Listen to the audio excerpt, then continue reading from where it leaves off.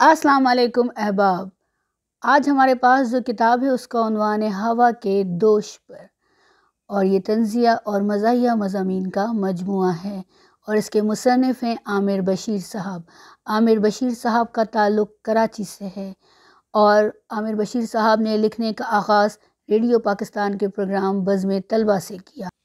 1989 में आमिर बशीर साहब ने NAD यूनिवर्सिटी कराची से मैकेनिकल इंजीनियरिंग में BE किया और गोल्ड मेडल हासिल किया। इसके बाद IBA से MBA किया और इसके बाद मज़ीद तालीम के लिए अमेरिका चले गए। अमेरिका के CFA इंस्टीट्यूट में तालीम हासिल की। इसके बाद वतन वापस आए और तवानाई के मुख्तलिफ़ इदारों के साथ वाबस्ता हुए और के इलेक्ट्रिक के साथ उन्होंने काम किया, पाकिस्तान नेवी के साथ काम किया, हब पावर प्लांट में भी उन्होंने काम किया और शजर कैपिटल एक तवानाई का इदारा है उसके साथ भी वाबस्ता रहे।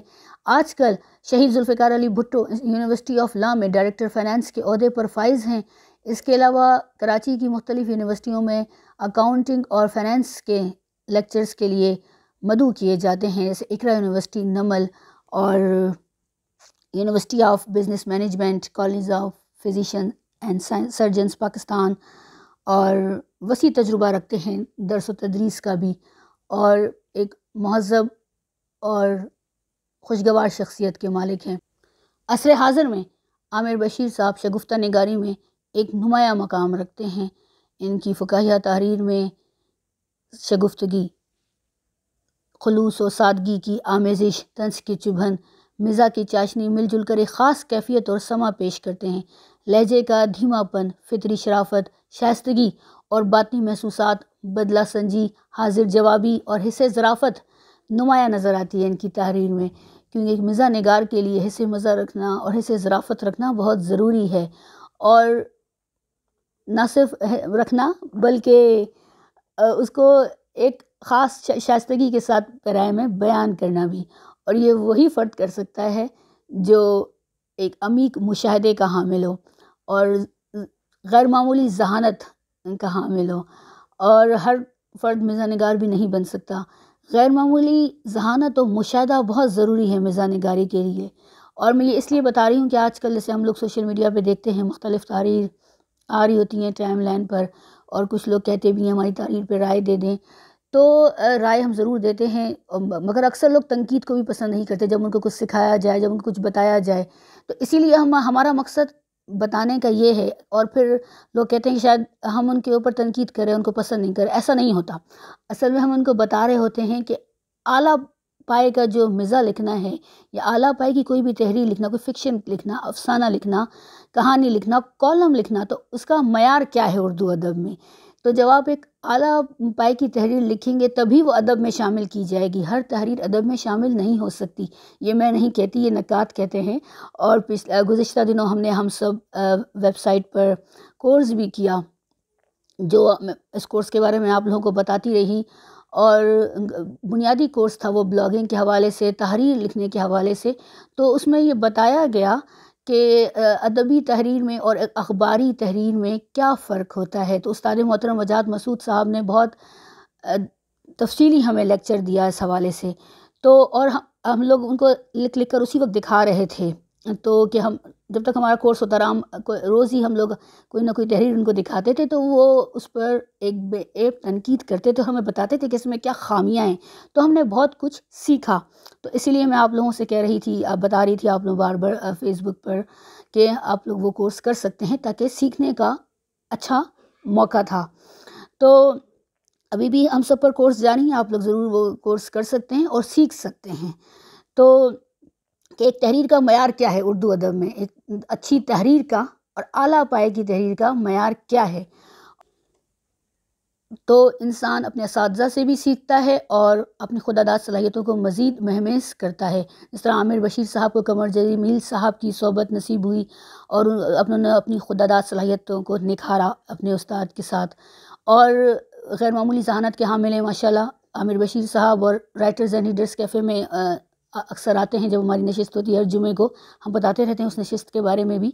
तो आमिर बशीर साहब अक्सर आते हैं, उनसे मुलाकात होती है, तो बड़ी अच्छी गुफ्तगू करते हैं, सवालात भी उठाते हैं, और एक जो हमारा एक बना होता है वहाँ माहौल, तो वो उस माहौल में पूरी तरह रच बस जाते हैं, और उनकी जो हिस्से ज़राफ़त और हिस्से मज़ा वहाँ भी कायम व दायम रहती है।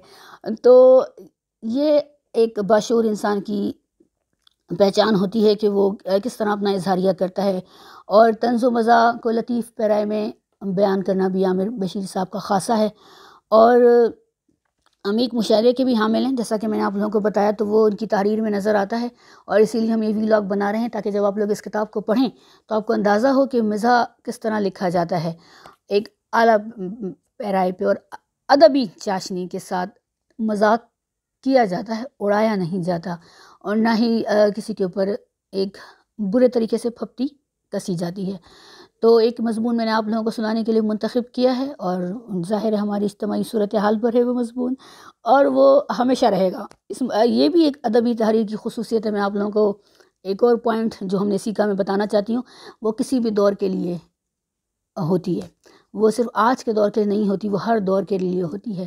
جس طرح ابن انشا کے کالمز پڑھتے ہیں، تو جب میں 70s کے ان کے کالمز پڑھتی ہوں تو مجھے لگتا ہے کہ وہ حالات تو آج بھی ہیں ہمارے، خاص طور پر 70 سال پہلے جو حالات تھے وہ اب بھی ہیں، تو اور وہ تحریر آج کے لیے بھی ہے۔ ابن انشا کا نام اسی لیے رہے گا، اور عامر بشیر صاحب نے بھی دلچسپ لکھے ہیں حاضر جوابی، ان کا ایک مختصر انتہائی مختصر مضمون ہے حاضر جوابی، اور وہ بہترین ہے، تو وہ بھی ہم سنیں گے۔ ہم سوچ رہے تھے کہ ان کے ساتھ گفتگو کریں تو وہ ان کے سنیں گے، بزبان مزاح نگار سن لیں گے، اور ایک میں آپ لوگوں کو سنانا چاہتی ہوں، بہت دلچسپ مضمون ہے کہ دوش پر ہوا کے دوش بری، ایک مضمون آپ لوگوں کی سماعتوں کی نظر، جس کا عنوان ہے لوٹے۔ ایک وقت تھا جب دلہنوں کو جہیز میں کچھ دیا جاتا ہو یا نہ دیا جاتا ہو، لیکن لوٹا ضرور شامل ہوتا۔ جب مسافر اپنا سامان باندھتے تو لوٹا رکھنا نہ بھولتے، لیکن وہ لوٹے پیندے کے ہوتے تھے، جہاں رکھ دیے وہیں رہ لیے۔ آزادی کے سانچے سے بے پیندے کے لوٹے وجود میں آئے، جن کے لیے شاعر نے غمناک ہو کر کہا، منزل انہیں ملی جو شریک سفر نہ تھے۔ ویسے حقیقت یہ ہے کہ انسانی تاریخ لوٹوں سے بھری پڑی ہے۔ مورخین اس باب میں تفصیل سے روشنی ڈالتے ہیں کہ لوٹے کا استعمال کب شروع ہوا، لیکن اس بارے میں خاموش ہیں کہ لوٹوں نے اپنا استعمال خود کب شروع کیا۔ شاید اس کی وجہ یہ ہے کہ بہت سارے مورخین خود لوٹے رہے ہیں۔ بہرحال انسانی تاریخ کا مطالعہ ہمیں یہ بتاتا ہے کہ انسان مزاجاً بے پیندے کا لوٹا ہے۔ ہمارے دانشور کہتے ہیں حرکت میں برکت ہے، اور شاعر کہتا ہے سکون محال ہے قدرت کے کارخانے میں۔ لیکن لوٹے جب اسی بات پر آمنا و صادقنا کہتے ہیں تو لوگ انگلی اٹھاتے ہیں۔ اب لوٹے کسی پیا کے گھر سے رخصت ہونے والی وہ بیٹی تو نہیں جس کے کان میں یہ کہہ دیا جائے کہ بیٹی، جس گھر میں تیری ڈولی جا رہی ہے اب اس گھر سے تیرا جنازہ ہی اٹھے گا۔ آج تک لوٹوں کی وجہ سے کسی پر برا وقت نہیں آیا۔ ہاں، برا وقت آنے کی وجہ سے کچھ لوگ ضرور لوٹے بن جاتے ہیں، اور لوگ اسی بات پر شور مچاتے ہیں کہ لوٹے برے وقت میں ساتھ چھوڑ جاتے ہیں۔ میں کہتا ہوں نادانو، کیا تم نے چاند پر گرہن لگتے نہیں دیکھا جب روشنی مدھم پڑ جاتی ہے؟ اور کیا تم نے مفلس کی جوانی نہیں دیکھی؟ بس یہی حال اہل اختیار اور اہل اقتدار کا ہے۔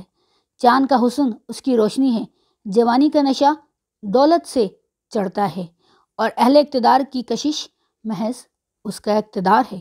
جو لوگ اس نقطے کو نہیں سمجھ پاتے وہ ساری زندگی ہائے لوٹا کرتے رہتے ہیں۔ برِ صغیر میں انگریزوں کی آمد سے پہلے پانی کا بکثرت استعمال ہوتا تھا۔ انگریز پانی کا کم استعمال کرتے تھے، اور بقول ابن انشا مرحوم کہ انگریزوں کے وطن معلوف میں نہانے پر پابندی تھی، اور پادری نہانے والوں کو کوڑے لگایا کرتے تھے۔ گو کہ انگریزوں نے ہماری معاشرت اور تہذیب پر دیر پا اثرات مرتب کیے ہیں، لیکن ہماری تہذیب میں لوٹا بہت سخت جان نکلا، اور آج بھی اسی شان اور اسی عظمت سے موجود ہے۔ اور یہی وجہ ہے کہ لوگ امریکہ تو ہجرت کر گئے لیکن لوٹے کو لے جانا نہ بھولے۔ ہمارے ایوانوں میں جب کوئی اپنی وفاداری تبدیل کرتا ہے تو لوگ شور مچاتے ہیں اور کہتے ہیں یہ لوٹا ہے، حالانکہ وہ یہ بھول جاتے ہیں کہ یہ لوٹے اسی نسل سے تعلق رکھتے ہیں جنہوں نے بادشاہوں کے لیے قصیدے لکھے، ضرورت پڑی تو انگریزوں کو خوش آمدید کہا، وقت نے آواز دی تو زندہ باد کہا، اور ہوا کا رخ دیکھ کر وہ نعرے بھی بلند کیے جو ضبط تحریر میں نہیں لائے جا سکتے۔ میں تو لوٹوں کی مخالفت کرنے والوں سے یہ درخواست کروں گا کہ وہ ہمارے جدید رہنما امریکہ بہادر کے اس قول پر ایک نظر فرما لیں جو لوٹوں کی فکر رسا پر دلیل ہے۔ امریکی کہتے ہیں if you can't beat them, join them. if you can't beat them, join them. آپ لوٹوں کی عظمت کا اندازہ صرف اس بات سے لگا سکتے ہیں کہ انہوں نے شہنشاہ رفتہ کے لیے ہجو ضرور لکھی، لیکن بادشاہ وقت کا کبھی دل نہ دکھایا۔ انگریز آئے تو سر جھکایا ضرور، لیکن کٹایا نہیں۔ شاعر نے ایسے ہی لوگوں کا حوصلہ بڑھانے کے لیے کہا ہے، چلو تم ادھر کو، ہوا ہو جدھر کی۔ ہمارے یہاں بچوں کو یوں تو سب کچھ پڑھایا جاتا ہے، ملکوں اور کریا کی تاریخ پڑھائی جاتی ہے، انہیں تاریخی ہیرو سے روشناس کرایا جاتا ہے اور ہندسوں کی پہچان کرائی جاتی ہے، لیکن افسوس انہیں کوئی لوٹا بننے کی تدبیر نہیں سکھاتا۔ اور غضب تو یہ ہے کہ جب کوئی اسمبلی ممبر اپنی وفاداری تبدیل کر کے وزیر بن جاتا ہے تو بچے گلیوں میں نعرے بلند کرتے ہیں، یہ لوٹا وزیر ہے۔ میں کہتا ہوں میرے پیارے بچوں، لوٹا ہونا کوئی بری بات نہیں ہے، یہ تو ایک کیفیت ہے جو کسی بھی شخص پر کسی بھی وقت طاری ہو سکتی ہے۔